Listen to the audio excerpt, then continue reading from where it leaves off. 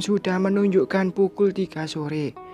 Mobil BMW i8 berhenti di pelataran sebuah rumah mewah berlantai 2. Selang beberapa menit, seorang pria berbadan kekar keluar dari mobil tersebut.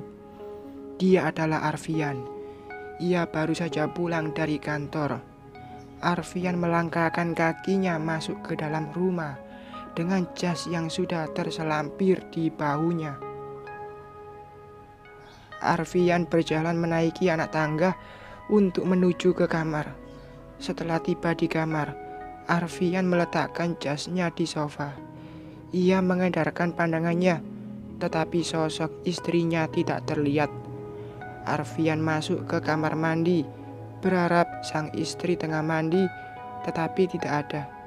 Entah di mana Fiona berada. Setelah itu, Arfian memutuskan untuk turun ke bawah. Mungkin istrinya berada di taman belakang rumahnya. Lagi-lagi hasilnya nihil. Justru yang Arfian temui adalah Arina, asisten rumah tangganya yang tengah berada di dapur. Arfian berjalan mendekat ke arah dapur. Ia berdiri di samping almari kayu yang berukuran besar, yang terletak tak jauh dari dapur. "Arina, Fiona di mana?" tanya Arfian.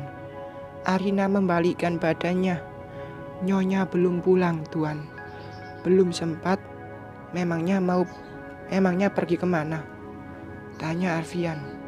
Dahinya berkerut. "Tidak tahu, Tuan," jawab Arina. "Arina, tolong buatkan saya kopi," pinta Arfian. Pria itu berjalan menuju ruang tengah dan duduk di sofa. "Baik, Tuan." Arina bergegas menyeduh kopi, seperti yang sudah majikannya pinta. Selang beberapa menit, Arina datang dengan membawa nampan berisi secangkir kopi yang baru saja ia seduh. Arina meletakkan kopi tersebut di atas meja, sementara Arfian terlihat tengah sibuk dengan benda pipi miliknya. Sesekali, pria berkemeja putih itu memijit pelipisnya. "Kopinya, Tuan." Arina meletakkan secangkir kopi yang masih berasap. "Terima kasih," ucapnya, dan dibalas dengan anggukan oleh Arina.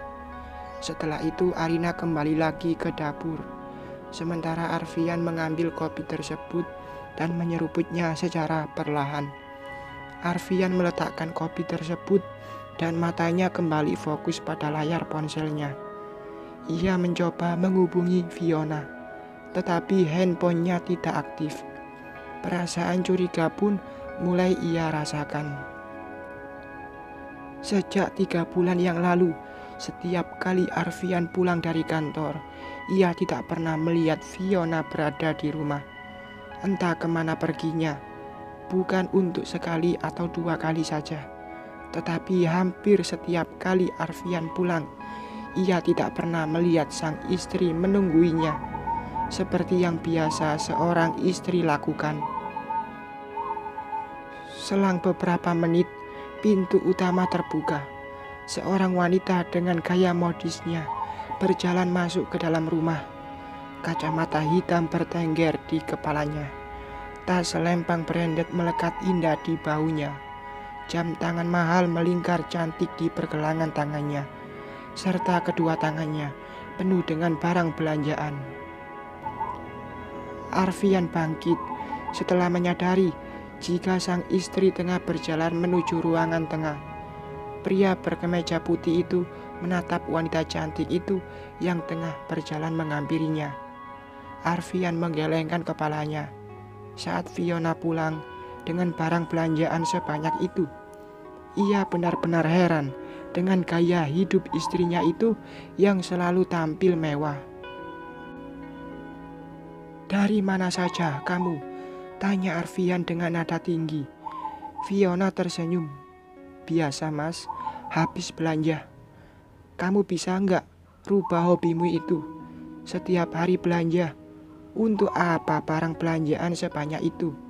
Arfian menatap marah ke arah istrinya itu. Jujur, Arfian benar-benar marah dengan kebiasaan Fiona. Udahlah mas, aku capek. Capek dengerin mas ceramah kayak emak-emak aja. Fiona melenggang pergi, meninggalkan suaminya yang masih berdiri dengan amarah yang mulai memuncak. Melihat istrinya pergi begitu saja, Arfian pun ikut menyusulnya ke lantai atas. Kini Fiona sudah berada di kamar. Wanita berambut pirang itu tengah membuka isi barang belanjaannya. Sementara itu, Arfian sudah berdiri di depan pintu. Matanya menatap tak suka ke arah istrinya itu. Ia pun berjalan masuk ke dalam dan menghampiri Fiona. Jadi ini yang selalu kamu beli?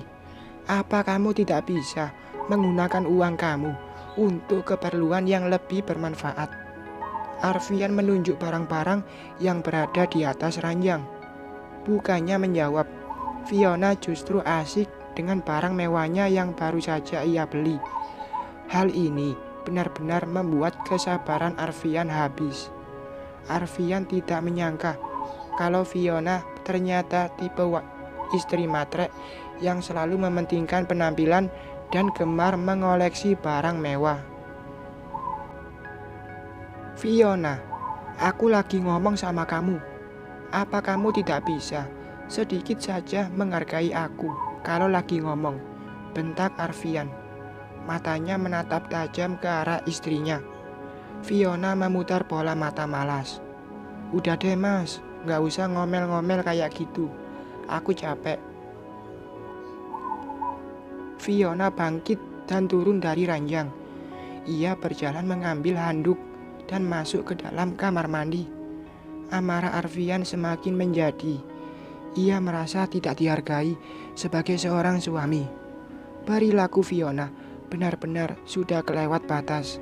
Sebagai seorang istri, Fiona tidak bisa berbakti kepada suaminya. Fiona, apa kamu pikir aku tidak capek? Aku juga capek. Setiap hari kerja dan semua itu untuk siapa? Untuk kamu. Tapi ini balasannya. Kamu selalu berbuat semaumu, menghamburkan uang seenak kamu. Aku capek, Fiona.